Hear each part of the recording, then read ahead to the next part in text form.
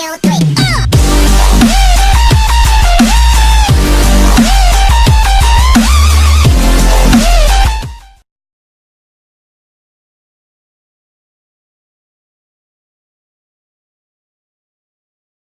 Hey guys, I know it's been a while, but it's Zach here, and I am going to be bringing you, this series is going to be kind of like how I trained my Ironman up till now. I'm going to go over like each set of skills and just kind of talk about how I trained it, how I thought it worked well, what I did, what I didn't do, and the options that you can do depending on if you want to be super efficient or if you want to have a little bit less of a grind and have a little bit more fun while you're doing it. I did a lot of efficient things. I think I have like 65 days and some hours, some change on this account right now. So that's how long I've put into it to get these stats so far. The first stuff I guess we'll start with is going to be the combat stuff. A lot of people ask how I trained my combat stats, and mostly it was done through Slayer. When I first started out, I killed cows and made hard leather boots, but I think they nerfed that now, so cows aren't actually as good of money as they used to be. I tried to get my crafting up as much as I could.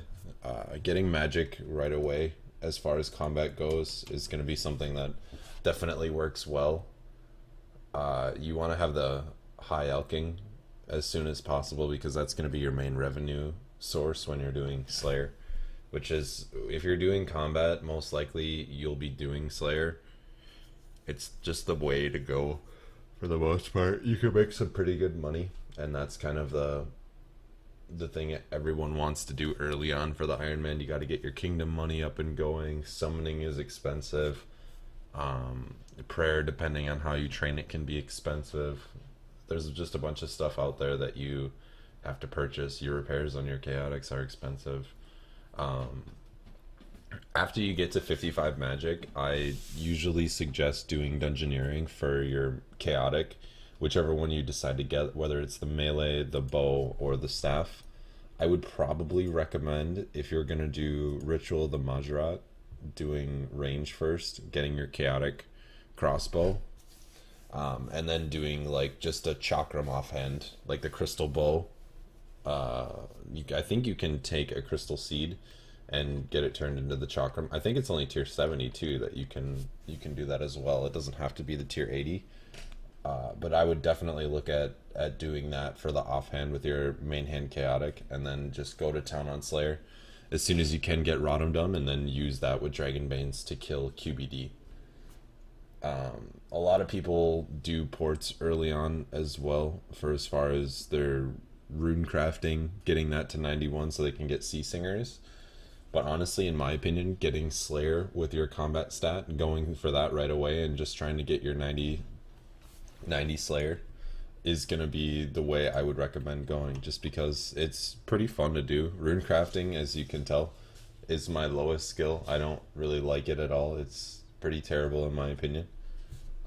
Same thing as divination basically, but you don't have to throw the stuff into the, I don't even know what it's called, the little pool that they have. Getting your defense up to 99 will be kind of good. As far as melee stats go, you don't really need to get that high. I got most of these from killing Jadenkos, just because you have to gain favor to get the seeds to make farming juju potions. But I got my defense to 99, my magic and range to 99, and that's all you really need for now, because magic is just too ridiculously OP. So if you can get multiple chaotics, I definitely recommend getting staff and a main hand bow first, just because it's going to be, you're definitely going to like it. So that's going to probably sum up the combat here. There's not a whole lot to it. Do lots of Slayer, do lots of PVM, whatever you enjoy having fun doing. But that's how I train my combat stuff on RS3 on my Ironman. So if you guys have any questions, leave them down in the comments. I'll probably try and do at least half the skills I think today, so I'll have a bunch of guides coming out, but I'll see you guys in the next guide. See ya.